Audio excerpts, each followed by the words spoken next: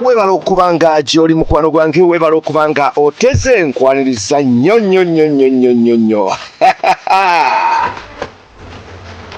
Eno bagiyita Kimley Broadcast kyokola mukwano gwange subscribing ng'okola wali ku kigambo ekiringa ku kigambo ekyo subscribe n'oli kantu akalinga akade tuba tukuwa stories wano na wali era kakati bwentyo bwensimbudde era bwentyo bwentandise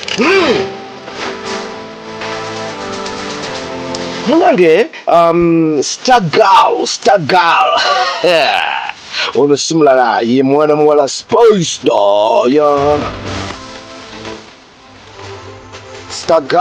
Diana avuddeyo n'atoola ku ssente n'awaayo ku koze y'okuzza abaana abali bweru w'eggwanga era nga akasente kano yakawaddeyo kubanga jjukira nti koze eno yatandikibwawo owekitiibwa president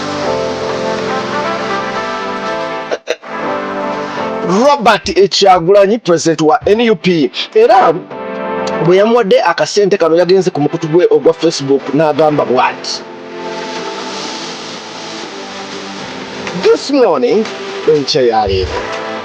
this morning this beautiful sister of mine, as in real sister Spice Diana, jukira bombi bambogo oli yenna mukwaya olwe Kyagulanyi agambibwa ati this morning this beautiful sister of mine in bracket as in real sister Spice Diana just paid for 4 Ugandan girls to return from slavery.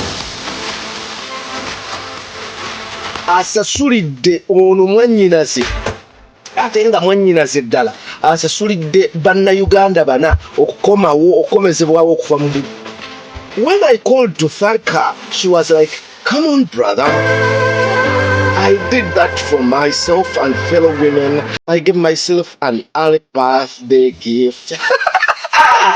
Akawala kano mbwe yakakubidde ne kagamba come on, brother. I did that for myself. Fellow women. I gave myself an early birthday gift. Oh no, what a Spice Diana Jakututta wano. I was speechless. How I wish we had more human beings like you in the world who find satisfaction by doing good to other people. Webale nnyo munnange mwannyinaze anti ffenna abaana b'embogo tetukoma ku bulungi bwa mu maaso wabula n'emitima mirungi. Taata ate tokisussa nnyo ojja kitukuba okiteeka mukikubye mukitadde wabbali mukikoze abaana b'embogo ate kakati taata okyongeddeko n'obulungi kyokka naye ntera okuwulira mbu ayina ebbeere ng'omutima gw'embogo. To all fellow Ugandans, this is not political like some people want to paint. You too can help our people either through us or through anybody else. The objective is to ensure that we put an end to the suffering of so many Ugandans out there. Agambye nti munnayuganda yenna ali eyo kino ekintu si kya byabufuzi ng'abantu abamu bwe batandise okkifuula wabula kino cause eyaffe ffenna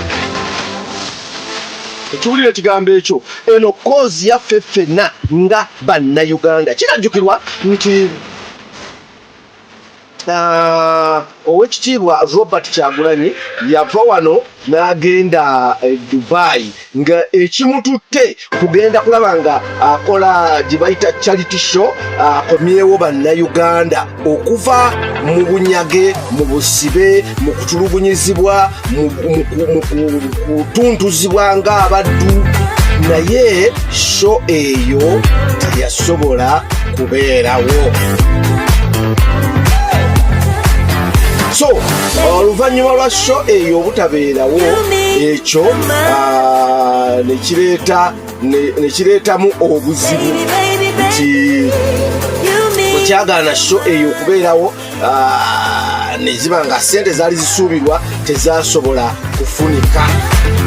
So n'olwekyo owekitiibwa Robert Kyagulanyi n'asalawo n'agamba ekoozi yaffe era egenda mu maaso etya mu mbeera zino. Kati mu mbeera eyo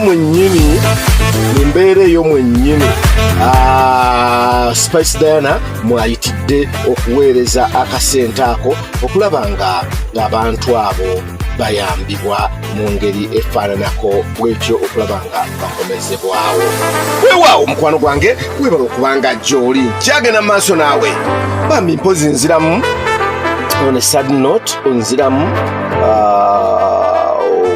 okubikira obanga obadde tonnategeera on a sad note bambi Eddie Kenzo yafiiriddwa muganda we mukulu we ayitibwa Mande.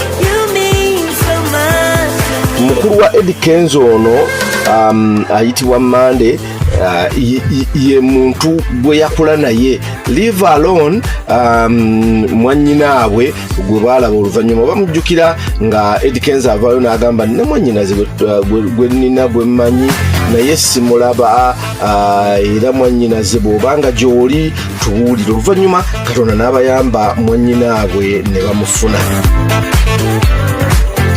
Kati babadde abaana basatu naye bambi Mande bw'atyo yabafuddeko. Kigambibwa nti Mande ayina bakyali be yafuna nabo obutakkaanya oluvannyuma ne baba nga baamukuba n'ayisibwa bubi nnyo bw'atyo teyasobodde kusimattuka amannyo ga Walumbe n'abanga bw'atyo bambi yafudde. So kitalo nnyo ekya mwana mulenzi oyo, kitalo nnyo ekya mwana mulenzi oyo okuba nti bw'atyo yatuvudde ku nsi kuno, yavudde mu bulamu bw'ensi eno. Ensi bw'etyo twapa eri Mukama Katonda era eri Mukama Katonda gye tugenda.